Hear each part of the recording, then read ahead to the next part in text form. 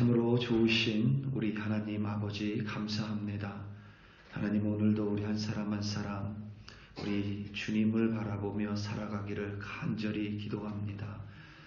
우리에게 예수님을 믿을 수 있는 믿음을 주시고 또 예수님을 통하여 구원을 이루어 주셨으니 오늘도 예수님을 믿는 백성으로 하나님의 자녀로 우리 주님을 바라보며 살아갈 수 있도록 도와주시옵소서. 우리 믿음이 세상에 의해 흔들리지 않게 하시고 나의 정욕에 의해 쓰러지지 않게 하시며 무엇을 만나든지 흔들리지 않는 단단한 믿음으로 예수님을 바라보며 끝까지 순종하는 주의 백성으로 세워주시옵소서. 오늘도 우리가 주의 백성으로 살아가기 위해 성령의 능력을 부어주시니 참으로 감사합니다. 순종하는 주의 백성으로 충성하는 주의 자녀로 살아갈 수 있도록 도와주시옵소서. 예수님의 이름으로 기도드립니다. 누가복음 23장 26절부터 32절 말씀으로 주의 말씀을 증거합니다. 우리 다 함께 보시겠습니다. 능력받는 새벽기도, 응답받는 새벽기도, 성령과 함께하는 새벽기도. 할렐루야. 아멘. 오늘도 잊지 마시고 하늘을 3번 보시고 한 번 볼 때마다 긴 호흡과 하나님께 감사하고 오늘을 감사하고 또 예수님께 감사하는 333 운동을 잊지 않고 모두 수행하시기를 예수님의 이름으로 축복합니다. 31절을 보면 푸른 나무, 마른 나무 이렇게 되어 있는데 우리가 보는 성경의 번역이 조금 미흡합니다. 우리말 번역본으로 보면 31절을 이렇게 번역했습니다. 나무가 푸를 때에도 사람들이 이렇게 하는데 하물며 나무가 마를 때에는 무슨 일이 일어나겠느냐, 이렇게 해석을 했습니다. 그러니까 여러 의미가 있겠지만 아직 예수님이 돌아가시지 않을 지금 그리고 예루살렘 성이 파괴되지 않았을 때를 나무가 푸를 때, 그리고 이제 예루살렘이 파괴되고 예수님이 돌아가신 후가 나무가 마를 때, 뭐 이렇게 해석을 하기도 하고 나무 자체를 예수님으로 해석을 하기도 합니다. 다만 푸른 나무에도 이와 같이 하거든 보다는 나무가 푸를 때에도가 더 원문에 가까운 해석입니다. 여러분들 묵상하실 때 그렇게 읽으시면 좀 더 도움이 될 것 같습니다. 전에 이런 우스운 이야기를 읽은 적이 있습니다. 어떤 오케스트라 팀이 있었습니다. 오케스트라 팀은 여러분 한 수십 명으로 이렇게 구성이 되어 있죠. 이 구성원만 수십 명인데 이제 공연을 앞두고 연습에 매진을 하고 있었습니다. 공연이 약 20일여일 남겨두고 있었는데 이상하게 공연을 매일매일 할 때, 공연을 위해 매일매일 연습을 할 때 꼭 한 사람씩 연습에 불참을 했습니다. 마침내 이제 내일이 공연 당일이 되었습니다. 그러니까 오늘이 이 공연 전날입니다. 그날도 어김없이 연습을 하는데 그날 또한 어떤 팀원이 연습에 불참했습니다. 계속되는 팀원들의 불참을 참고 있었던 오케스트라의 팀장인 지휘자가 이제는 화가 났습니다. 그래서 팀원들에게 이렇게 화를 냈습니다. 어떻게 매일 연습하는 날 매일 한 명씩 불참할 수 있냐며 팀원들을 나무랐습니다. 그러면서 아무개 씨를 가리키면서 이 아무개 씨를 한번 봐라.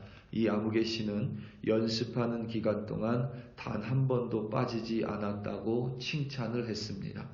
그런데 그 순간 그 아무개 씨가 손을 들었습니다. 지휘자가 무슨 일이냐며 아무개 씨에게 물었습니다. 그때 이 아무개 씨가 지휘자에게 이렇게 대답을 했습니다. 지휘자님, 저는 내일 참석할 수 없습니다. 내일이 공연인데 이 아무개 씨는 연습하는 내내 열심을 다하다가 마지막 공연 당일에 본인이 참석할 수 없다라고 지휘자에게 말한 것입니다. 가룟 유다가 어떻게 예수님의 12 제자 중에 한 명이 됐는지 성경은 그것을 정확하게 묘사하고 있지 않습니다. 다만 우리가 유추할 수 있는 사실은 가룟 유다가 분명히 예수님께서 직접 선택하신 12 제자 중에 한 사람이었다는 사실입니다. 예수님께서 이 땅에 태어나시고 죽으실 때까지 그리고 2000년이 넘는 동안 예수의 이름이 온 땅끝에 전파될 때까지 예수께서 선택한 제자는 오직 12명 밖에는 없습니다. 가룟 유다는 그 12명 중에 한 사람으로 선택받는 큰 특권과 영광을 받았던 사람입니다. 그는 예수님과 함께 다니면서 돈괴를 맡았던 사람입니다. 지금으로 말하자면 재정을 담당했다고 볼 수 있습니다. 그것은 그가 베드로나 요한이나 야고보처럼 예수님의 수제자라고 말할 수는 없겠지만 그래도 제법 신뢰를 받았다고 여길 수 있습니다. 왜냐하면 예나 지금이나 재정을 담당하는 사람은 신뢰가 없이는 불가능하기 때문입니다. 또한 재정을 담당하는 사람은 어느 정도의 자기 관리가 반드시 수반되어야 재물의 유혹에 빠지지 않습니다. 어느 정도 셈에 밝을 뿐만 아니라 근면함 또한 가지고 있어야만 합니다. 가룟 유다가 그와 같았던 사람입니다.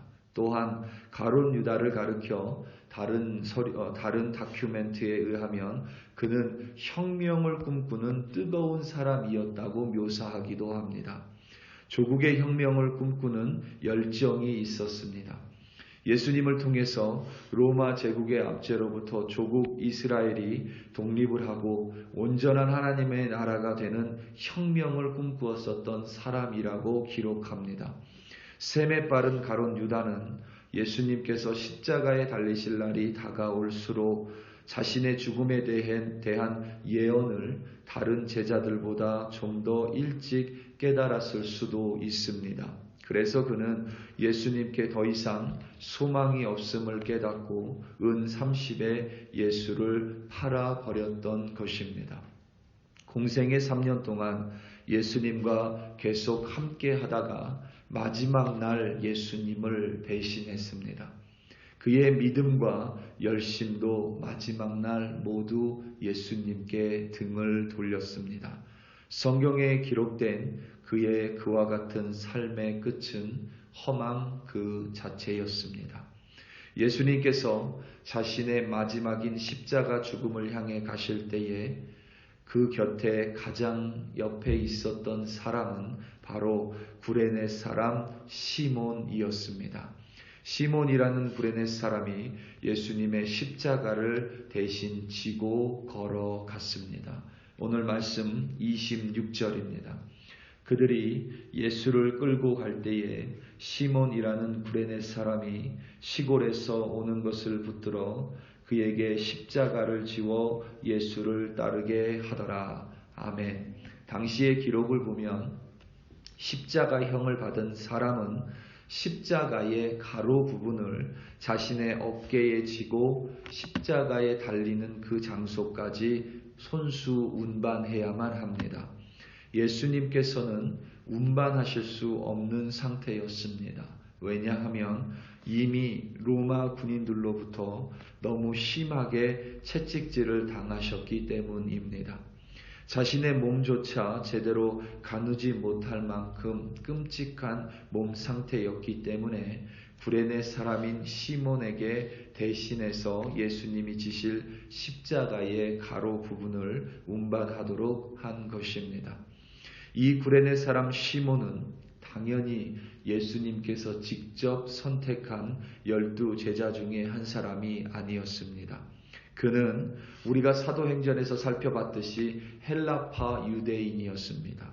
이스라엘에서 자란 사람이 아니었기에 예수라는 존재에 대해서 소문은 얼핏 들었는지 모르지만 예수님께서 선택한 제자도 그리고 예수라는 사람을 따르는 많은 수많은 사람들 중에 한 명도 아니었습니다. 그는 아마도 유월절을 지내기 위해 예루살렘 성을 방문했던 것으로 보입니다. 그런 그가 예수님의 마지막 길을 함께 동행했습니다. 그것도 그냥 뒤에서 쫓은 것이 아니라 군중 틈에서 무리들과 함께 간 것이 아니라 예수님의 십자가를 지고 가장 그의 옆에서 예수님과 함께 걸어갔습니다. 그렇게 예수님의 생애 기간 동안 예수님과 전혀 무관했던 구레네 사람 시몬은 마지막 몇 시간을 예수님과 함께 했을 뿐입니다. 그런데 그는 후의 기록에 의하면 예수님이 돌아가시고 난 후 부활하시고 난 후에 성령께서 임하고 난 후에 세워진 교회의 선지자와 교사가 되었다고 기록되어 있습니다. 예수님께서 살아가실 동안에는 예수님을 따르지 않았지만 그는 예수님의 몸인 교회의 지도자가 되어 예수님의 몸을 온전하게 만든 한 인물이 되었습니다.